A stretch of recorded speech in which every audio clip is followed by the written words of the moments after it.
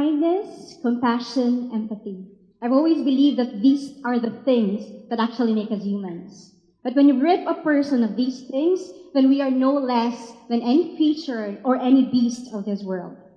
My name is Maricris Labayandoy, and today I will be sharing with you a quick testimony of how one act of kindness can go a long way. But I will also be sharing with you one thing that cripples and eventually kills man's ability to be kind and to be empathetic.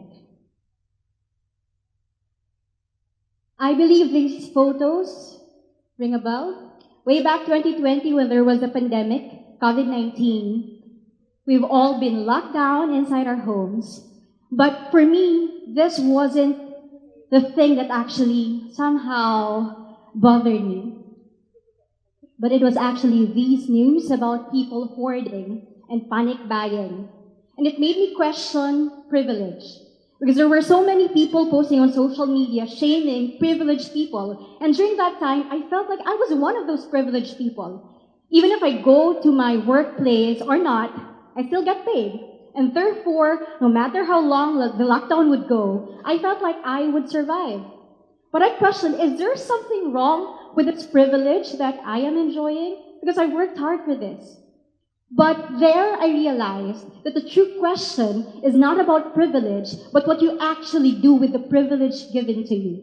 And so I thought about the fisher folks, about street vendors, about market vendors, and tricycle drivers who, if they do not go out of their homes, they will not be able to bring food to their tables. And so began the idea of the kindness station. I messaged a few friends, and there were 7 who replied. What is a kindness station? What we did was to look for far-flung communities in Sorsogon and set up a station where people can get anything they need for the day, and they can also drop off anything that they would like to share with their communities. It is because I believe that if we want to survive COVID, we have to survive as one community. Why is it not dole out? Because more often than not, with dole outs, this is what I see. 1, it's always not enough. Not everyone gets anything. And there are people who do not need a particular good, and then they get it. There are people who need more of it, and they still get, the equal parts. So with the kindness station, the very first one was in Buena Vista West District. We were able to find a principal in the name of Sir Rowan Celestra, who was open enough to the idea, and so we started the first kindness station there. You will not believe that we started with only 500 peso worth of groceries and half sack of rice. These were the things that started the kindness station. During the first week of our implementation of the kindness station came Lola Nita. Lola Nita is 84 years old. She went to the station, got an apple, because she said she would be giving it to her grandchild. And then we saw that she did not get any rice. So we asked, why did you not get any rice? We have rice here. Her answer was this. She said she didn't need rice because the government back then just gave them rice. And she said there might be other people in our barangay who will be needing that rice.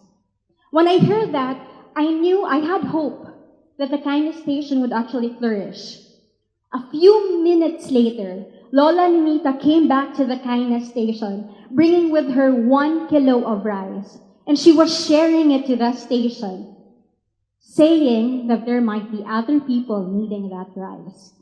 With that, I knew for a fact that it was going to prosper through Lola Nita. And true enough, after a month, we had 42 kindness stations all over the province of Sorsogon. And when I shared the idea with Miss Jingray Henderson, she shared the idea with NASA Caritas. It's a diocesan organization. And they started putting up kindness stations in different parts of the Philippines.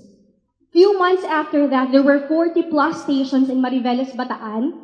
And few months after that, we already had kindness stations somewhere in Samar and other parts of Visayas. Ladies and gentlemen, it all began with 500 peso worth of goods and half sack of rice. But it was able to reach out to over 1,000 Filipinos in need during the pandemic. My point here is that we only need to provide a platform to ignite kindness among us, and it can happen. But I also am here to talk to you about the things that actually cripple and eventually kill our ability to empathize and be kind. Is it lack of resources? Because everybody is living in survival mode. Therefore, why will we give? Right? But the kindness station was able to prove that wrong. Truth be told, we were actually discouraged to put up stations in depressed areas because some were saying the people there will just be abusing your kindness. They will leave the stations empty. But you know what? In these stations, we found people who were givers. It's true. They will be at the station every day. They will be lining up every day. But every day when they go to the station, they will be bringing coconuts, freshly picked calamansi, or other vegetables that you can find from their backyards. And when you ask them why, they say that they too would want to share. So it's never really poverty that stops people from being kind.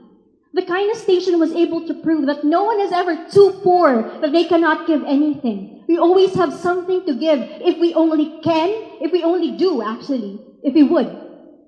And sometimes, again, you just need to provide a platform to allow people to practice their kindness. In some cases, when they don't have anything to share, we have put up a gratitude board. So when they don't have anything to share, they would go to the gratitude board and say words of thanks.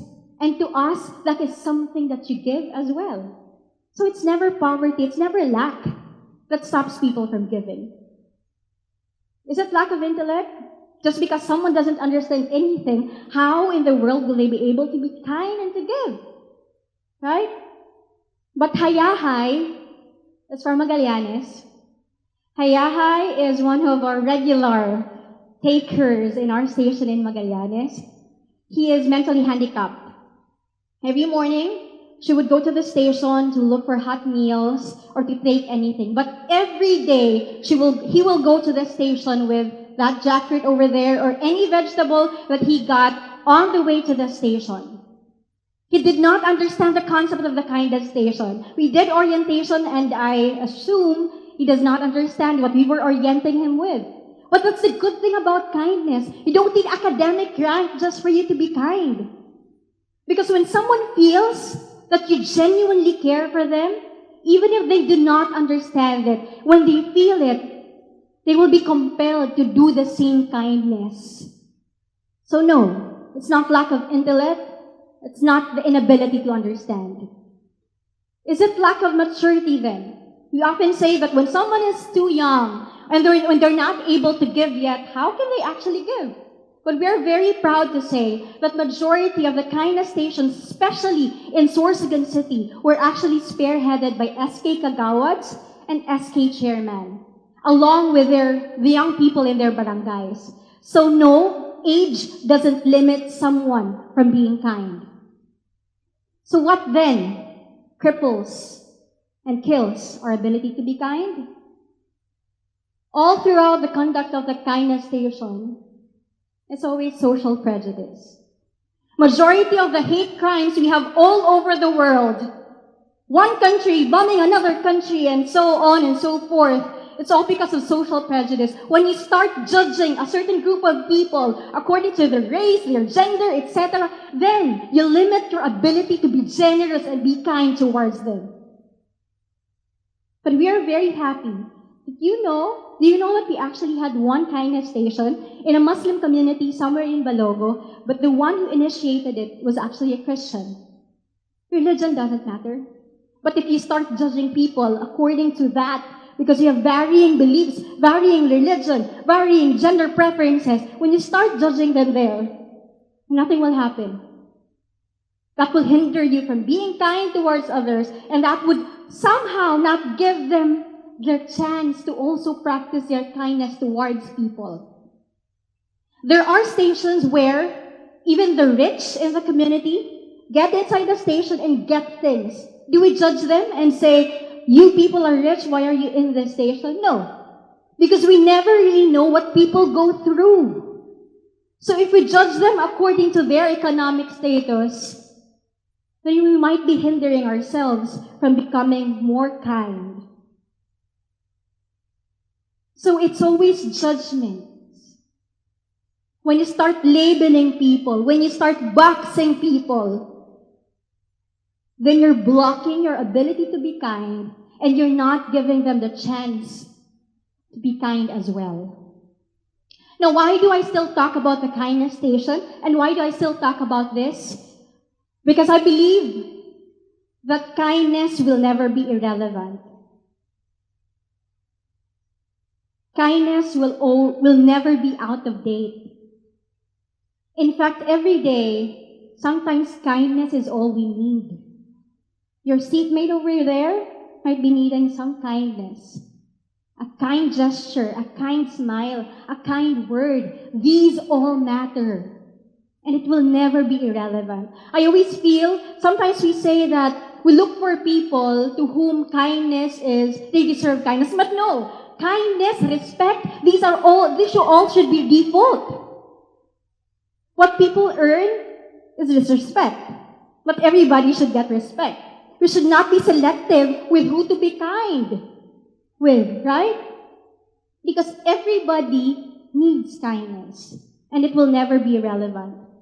Why do I keep talking about this? Because the real vision of the kindness station is that we become the kindness station. We become the embodiment of the station. But wherever we go, in whatever space we go to, we will be able to radiate that kindness.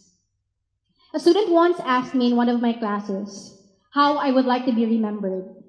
I told her that no, I do not want to be remembered as someone brilliant, someone smart. There are so many others who can do that and who can be that. I told my student that if I would want to be remembered, I would want to be remembered for someone who was kind.